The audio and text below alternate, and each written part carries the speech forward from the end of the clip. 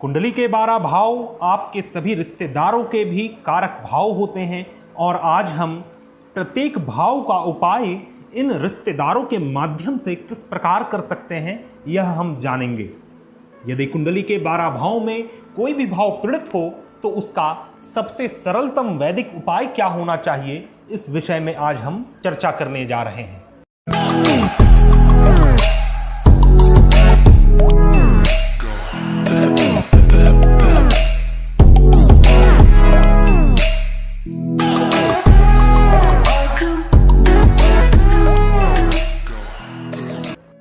नमस्कार दोस्तों, मैं हूं आपका आध्यात्मिक दोस्त मोहित आचार्य और वेद सार संसार में आपका स्वागत करता हूं। दोस्तों, आपकी जन्म पत्रिका में स्थित 12 भाव यह बतलाते हैं कि आपके भावी जीवन में आपके संबंध तथा रिश्तेदारों का आपसे किस प्रकार का संबंध रहेगा, या फिर उनका संबंध, उन प्राणियों का संबंध आपसे किस प्रकार रहेगा, या फिर आप उन संबंधियों के प्रति कैसे रहेंगे। यह सभी चीज़ें आपकी पत्रिका के 12 भावों में छिपी हुई होती है। फॉर एग्जाम्पल, यदि आपकी माताजी का संबंध आपसे बहुत ही घनिष्ठ है, आपका संबंध अपनी माताजी से बहुत ही अच्छा है और आप अपनी हर बात अपनी माता से अवश्य कहते हैं और उनके इजाज़त के बिना नहीं करते, तो यह दर्शाता है कि आपकी कुंडली का चतुर्थ भाव बहुत ही अच्छा है। इसके विपरीत यदि आपके अपने ससुराल वालों का संबंध आपसे अच्छा नहीं है तो यह दर्शाता है कि आपकी कुंडली का अष्टम भाव पीड़ित अवश्य होगा। तो यदि आप उस पीड़ित भाव से संबंधित रिश्ते को ठीक कर लेते हैं तो उससे संबंधित जो पीड़ा है, उस भाव की जो पीड़ा है वह समाप्त होगी और उस भाव का शुभ फल आपको प्राप्त होना शुरू हो जाएगा। तो दोस्तों, सबसे पहले हम यह जानते हैं कि किस प्रकार कुंडली का कोई भी भाव पीड़ित या दूषित हो सकता है। यहाँ पे ध्यान देने वाली बात यह है कि मैं किसी भी प्रकार के योग, युति, कंजंक्शन आदि के ऊपर बात नहीं कर रहा, मैं सिर्फ भाव के ऊपर बात कर रहा हूँ। यदि भाव से संबंधित किसी प्रकार की पीड़ा है, यदि आपका कुंडली का कोई भी भाव पीड़ित है, दूषित है, तो उसका उपाय हम किस प्रकार करें। तो आपकी कुंडली का भाव किस किस प्रकार पीड़ित हो सकता है इसे हम जानते हैं। यदि किसी भी भाव में किसी अशुभ ग्रहों की युति हो तो वह भाव पीड़ित हो जाता है। मान लीजिए आपके कुंडली के पंचम भाव में शनि राहु की युति एक साथ है, तो वहां पर श्रापित दोष का निर्माण होता है। तो इस श्रापित दोष के कारण आपकी कुंडली का पंचम भाव पूर्णतया पीड़ित हो जाता है। तो यहाँ पर जो आपको उपाय बतलाए जाएंगे उस श्रापित दोष से संबंधित नहीं है, वह उस पंचम भाव को ठीक करने के लिए उपाय है। उस पंचम भाव में जो यह शनि राहु का श्रापित दोष बना हुआ है और इस श्रापित दोष के कारण इस पंचम भाव को जो नुकसान होगा उसको हम किस प्रकार ठीक कर सकते हैं, इसके ऊपर आज हम चर्चा कर रहे हैं। ना ही इस श्रापित दोष का शमन और खंडन किस प्रकार किया जाए, इसके ऊपर वीडियो अलग से आएगा और उसमें सभी प्रकार के योग युति के ऊपर हम बात करेंगे, चर्चा करेंगे और उसके उपाय के ऊपर आज हम चर्चा करेंगे। उसी प्रकार यदि किसी शुभ भाव के स्वामी अशुभ ग्रह के साथ युति में हो, मान लीजिए आपकी कुंडली के चतुर्थ भाव के स्वामी सूर्य ग्रह हैं, अर्थात वृष लग्न की कुंडली है, चतुर्थ भाव के स्वामी सूर्य ग्रह हैं और उनकी युति कुंडली के अष्टम भाव में शनि के साथ बन जाती है, तो यह दर्शाता है कि कुंडली का चतुर्थ भाव पूर्णतः घायल हो जाएगा, दूषित हो जाएगा और कुंडली का चतुर्थ भाव जो कि एक शुभ भाव है उसके सभी शुभ फल समाप्त होंगे और उसके अशुभ फल अधिक प्राप्त होंगे। तो इस प्रकार भी देख सकते हैं कि कुंडली का चतुर्थ भाव पूर्णतः दूषित हो जाता है। नेक्स्ट पॉइंट है, यदि किसी भाव में एक से अधिक क्रूर ग्रहों की दृष्टि पड़ती हो, मान लीजिए शनि, मंगल, सूर्य, राहु, केतु, इन ग्रहों की दृष्टि, इनमें से कोई भी एक से अधिक ग्रहों की दृष्टि किसी भी शुभ भाव में पड़ जाए तो वह भाव को दूषित कर देता है। उस भाव से संबंधित जो शुभ फल हैं वह जातक को अड़चन बाधा के साथ प्राप्त होते हैं, संघर्ष के साथ प्राप्त होते हैं या फिर प्राप्त होते ही नहीं। तो उस भाव को हम किस प्रकार ठीक कर सकते हैं, सिर्फ अपने रिश्तेदारों के माध्यम से, इसके ऊपर हम चर्चा करेंगे। यदि आपकी कुंडली में दैन्य योग का निर्माण हो रहा है, दैन्य योग का निर्माण राशि परिवर्तन योग से होता है। यदि एक शुभ भाव के स्वामी का राशि परिवर्तन एक अशुभ भाव के स्वामी के साथ हो जाए मान लीजिए चतुर्थ भाव और अष्टम भाव का राशि परिवर्तन योग बना हुआ है, तो यह एक दैन्य योग है। इस कारण क्या होता है कि कुंडली का जो शुभ भाव है उसके फल में कमी उत्पन्न होती है और अशुभ भाव के अशुभ फल में वृद्धि होती है। अब मान लीजिए किसी भी भाव में अष्टक वर्ग अंक आपको 27 से कम अंक प्राप्त है, मान लीजिए 25, 22, 23 अंक प्राप्त है, तो वह भाव का जो भी फल है वह आपको प्राप्त नहीं होगा जीवन में, या फिर अत्यधिक परिश्रम संघर्ष के साथ ही प्राप्त होगा, या फिर उस भाव के जो कारक फल हैं, कारक तत्व हैं, उससे संबंधित आपको सदैव कष्ट बना रहेगा। उसके प्रति आपका मन व्याकुल, विचलित और एक तड़पन में रहेगा।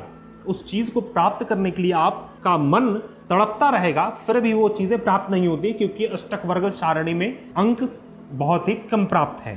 तो उस भाव से संबंधित जो रिश्तेदार हैं उसमें यदि हम किसी प्रकार का कार्मिक क्रिया को करें तो अवश्य ही उस भाव से संबंधित शुभ फल की प्राप्ति होती है। अब मान लीजिए किसी भी भाव में पूर्व जन्म का श्राप विद्यमान हो, मान लीजिए सर्प का श्राप कुंडली के पंचम भाव में बना हुआ है, तो सर्प के श्राप का एक अपना अलग उपाय होता है, और यह जो कुंडली का पंचम भाव को घायल कर रहा है उससे संबंधित उपाय जो होते हैं उसके ऊपर हम चर्चा करेंगे। तो दोस्तों यह कुछ पॉइंट्स थे जिससे आप देख सकते हैं अपनी कुंडली में कि आपकी कुंडली में कोई भाव दूषित है या नहीं, और उस भाव का हम क्या उपाय कर सकते हैं, इसके ऊपर हम अभी चर्चा करने जा रहे हैं। मैं एक बार फिर से स्नैपशॉट्स में बतला दूं किस किस प्रकार कोई भी भाव दूषित या पीड़ित होता है। यदि किसी भी भाव में अशुभ ग्रहों की युति हो तो वह भाव पीड़ित हो जाएगा। यदि किसी शुभ भाव की युति किसी अशुभ ग्रह के साथ हो जाए तो वह शुभ भाव पीड़ित हो जाता है। यदि किसी भाव में एक से अधिक क्रूर ग्रहों की दृष्टि पड़ती है तो वह भाव पीड़ित हो जाता है। यदि आपकी कुंडली में राशि परिवर्तन योग में दैन्य योग का निर्माण होता है तब भी वह शुभ भाव पीड़ित हो जाता है। यदि आपके अष्टक वर्ग सारणी में किसी भाव में 27 अंक से कम अंक प्राप्त है तब भी वह भाव पीड़ित हो जाता है।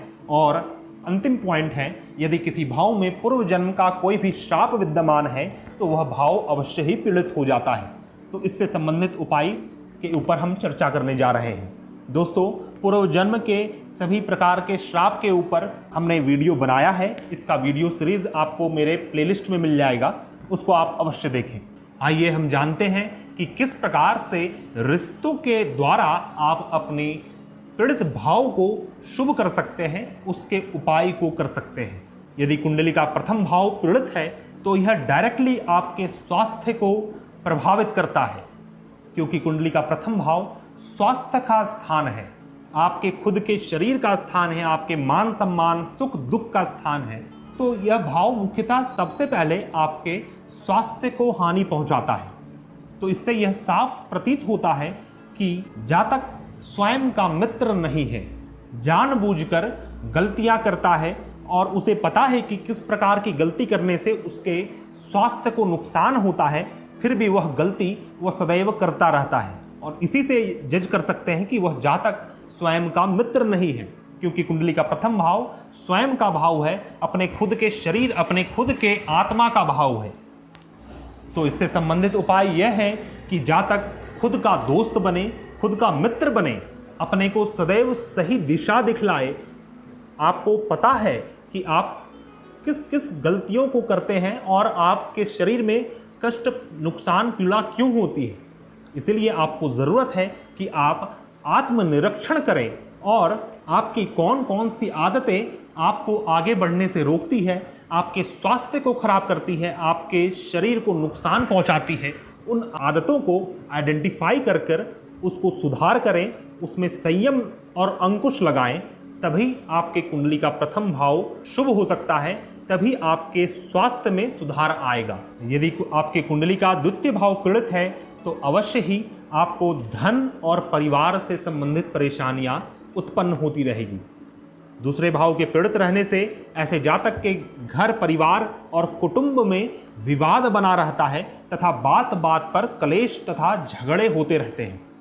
आपको धन और आय संबंधी परेशानी भी बनी रहेगी।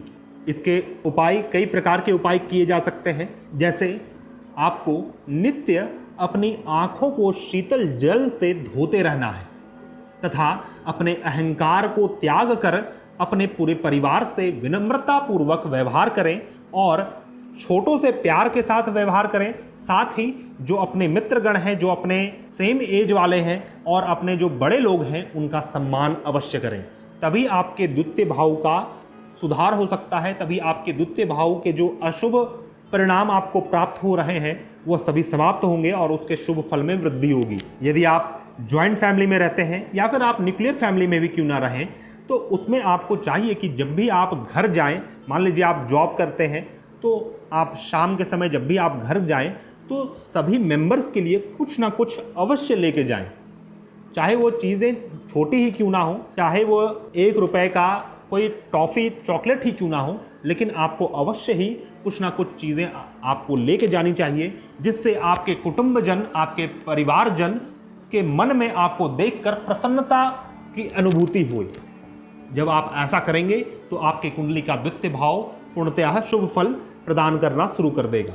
यदि कुंडली का तृतीय भाव पीड़ित है तो इस कारण आपके पराक्रम में कमी उत्पन्न होती है, साथ ही अपने भाई बहनों का सुख प्राप्त नहीं हो पाता और मुख्यतः अपने छोटे भाई बहन का सुख प्राप्त नहीं होता। भाई बहन की स्थिति भी ठीक नहीं रहती, उनका स्वास्थ्य भी खराब रहता है, अपने भाई बहन से क्लेश होने की संभावना रहती है। जिस प्रकार का योग बना होगा उस प्रकार की संभावनाएं उत्पन्न होगी, लेकिन मुख्यतः यह प्रॉब्लम आपके पराक्रम, आपके जोश, आपके संघर्ष तथा आपके भाई बहन से संबंधित रहेगा। तो यदि आपके कुंडली का तृतीय भाव पीड़ित है तो इसके उपाय हेतु आपको चाहिए, बहुत ही सटीक उपाय मैं आपको बतलाने जा रहा हूं और आप आराम से यह चीज़ को कर सकते हैं कि जो भी आपसे कम उम्र के व्यक्ति हैं और जिसको आपको देखकर ऐसा फील हो कि यह आपके भाई बहन हैं, मान लीजिए आप पुरुष हैं तो आपसे कम उम्र की जो स्त्री है उसको आपको अपनी बहन मानकर उनसे राखी बंधवाना चाहिए। और यदि आप स्त्री हैं, आप महिला हैं, तो अपने से कम उम्र के किसी पुरुष को देखकर आपको उसे अपने मन के भाव से अपने भाई के समान मानकर, अपने भाई मानकर उसे राखी अवश्य बांधना चाहिए। यदि आप ऐसा करते हैं, लगातार 3 साल आप ऐसा करें, आपको अवश्य ही आपका तृतीय भाव, कुंडली का तृतीय भाव शुभ फल प्रदान करना शुरू कर देगा। यदि कुंडली का चतुर्थ भाव पीड़ित होगा तो अवश्य ही आपकी माता जी का स्वास्थ्य ठीक नहीं होगा, माता का सुख कई बार प्राप्त नहीं होता और माता का तबीयत को लेकर जातक परेशान और संघर्ष में रहता है। चतुर्थ भाव खराब होने पर जातक के संबंध अपने ससुराल स्थान से, अपने ससुराल के परिवार से, अपने ससुर से ठीक नहीं होते और मन में सदैव अशांति बनी रहती है। तो यह लक्षण है जिससे हम समझ सकते हैं कि कुंडली का चतुर्थ भाव आपका पीड़ित है, दूषित है। तो इसके उपाय हेतु सर्वप्रथम तो आपको अपनी माता का सम्मान करना चाहिए। अपनी माता के सुख सुविधाओं का बिल्कुल ध्यान रखें, उनका सेवा पानी करते रहें। यदि किसी कंडीशन में आपकी माता आपके साथ नहीं है, आपकी माता का स्वर्गवास हो गया है, आपने अपनी माता को देखा ही नहीं है, तो आपको अवश्य ही चाहिए कि आप गौ माता का सेवा करें। शास्त्रों में यह वर्णित है, यदि आपकी माता पिता नहीं है तो गौ की सेवा करने से माता पिता के सेवा करने का पूर्ण फल आपको प्राप्त हो जाता है इसी जन्म में। इसीलिए आप एक गौ माता को पालें, उनका पूर्ण सेवा पानी करें और आप यह बात को अवश्य ध्यान रखें कि उस गौ से जो आय हो, उस गौ से जो दुग्ध, दही, घी आदि प्राप्त हो, उसे आप बेचें ना, उसे आप दान में अवश्य दें, लेकिन उसे आप बेचें नहीं। दूसरा उपाय आप यह कर सकते हैं, यदि आपकी माता जी बीमार रहती हैं या फिर माता से संबंधित किसी भी प्रकार का कष्ट हो, चतुर्थ भाव से संबंधित, अर्थात कि आपके माता, भूमि, वाहन, मकान, सुख सुविधा, आपके ससुराल, आपके फादर इन लॉ, इनसे संबंधित किसी प्रकार का परेशानी हो, तो आपको चाहिए कि आप 7 वृद्ध स्त्रियों को लगातार 41 दिनों तक चरण स्पर्श करें, उनका चरण स्पर्श करें, उनसे आशीर्वाद प्राप्त करें, सच्चे हृदय से, सच्चे भावना से उनको अपनी माता समझकर उनका चरण स्पर्श करें। साथ ही किसी भी विधवा आश्रम में आपको दान अवश्य करना चाहिए। आइए हम पंचम भाव के ऊपर बात करते हैं। यदि कुंडली का पंचम भाव पीड़ित हो तो जातक को अपने प्रेम संबंधों में असफलता अधिक प्राप्त होती है, क्योंकि कुंडली का पंचम भाव रोमांस का स्थान माना गया है उसी प्रकार शिक्षा, विद्यार्जन, संतान सुख, इन सभी चीज़ों का भाव कुंडली का पंचम भाव है। तो ऐसे जातक को अपने प्रेम संबंध में सफलता प्राप्त होती है, शिक्षा दीक्षा में बाधा उत्पन्न होती है तथा संतान सुख की कमी बनी रहती है। या तो संतान उत्पन्न नहीं होते, संतान उत्पन्न होते हैं तो संतान का सुख प्राप्त नहीं हो पाता, संतान के जीवन में क्लेश, परेशानी, कष्ट बना रहता है। तो आपको समझना चाहिए कि कुंडली का पंचम भाव पीड़ित है। उसी प्रकार कुंडली के पंचम भाव में कोई अन्य दूषित योग बने हैं तो वह कुंडली के पंचम भाव को पूर्णतः घायल करता है। तो इससे संबंधित आपको उपाय करने चाहिए। इसका बहुत ही सटीक उपाय मैं आपको बतलाने जा रहा हूं। चूंकि कुंडली का पंचम भाव इंटरटेनमेंट का भाव है, वह बच्चों का भाव है, स्टेज परफॉर्मेंस का भाव है। तो इससे संबंधित उपाय यह है कि आप लगातार 7 गुरुवार किसी भी गरीब बच्चों को गुब्बारे का दान करें। गुब्बारे, खेलने वाले गुब्बारे, उसमें हवा भर दें आप और उसको खिलौने की भांति गरीब बच्चों को दें। और दूसरा उपाय है, प्रत्येक गुरुवार को ही जो भी बच्चे का उम्र 10 वर्ष है, 7 गुरुवार तक किसी भी 10 वर्ष के बच्चे को कपड़े का दान करें। अच्छा नया कपड़ा जो वह बच्चा धारण कर सके, उस प्रकार के कपड़े को उस बच्चे को दान करें। तो इस उपाय करने से पंचम भाव से संबंधित जो भी बुरे परिणाम आपको प्राप्त हो रहे हैं वह सभी प्राप्त होने बंद हो जाएंगे। अपने कुटुंबों का विशेष ध्यान रखें, अपने कुटुंबों का सुख सुविधा, उनके मान सम्मान का विशेष ध्यान रखें, क्योंकि कुंडली का पंचम भाव द्वितीय भाव से चतुर्थ भाव में पड़ता है। तो आपके कुटुंब, आपके परिवारजनों के सुख सुविधा का भाव कुंडली का पंचम भाव है। इसीलिए आपको चाहिए कि जो भी आपके पारिवारिक लोग हैं, जो भी आपके कुटुंब हैं, उनका आप विशेष ध्यान रखें। जब भी वो आपके घर पधारे, उनके सुख सुविधा का आपको विशेष ध्यान रखना चाहिए। यदि कुंडली का छठा भाव पीड़ित है तो इसके कारण जातक को विशेष रूप से मामा का सुख प्राप्त नहीं होता। यदि आपके मामा नहीं है या फिर मामा के साथ किसी प्रकार की दुर्घटना हो गई, उस कारण वह नहीं है, तो आपको समझना चाहिए कि आपकी कुंडली का छठा भाव पीड़ित है और उससे संबंधित उपाय आपको अवश्य करनी चाहिए। यदि आप सदैव रोग, ऋण और शत्रु से घिरे रहते हैं तथा रोग, ऋण और शत्रु आपका पीछा नहीं छोड़ते, तो भी कुंडली का छठा भाव दूषित और पीड़ित है, ऐसा समझना चाहिए। कुंडली के छठे भाव के पीड़ित होने से आपके कार्य स्थान का माहौल और वातावरण भी दूषित और पीड़ित हो जाता है। तो इसके उपाय हेतु अपने मामा से आप मधुर संबंध बनाएं, अच्छे संबंध बनाएं।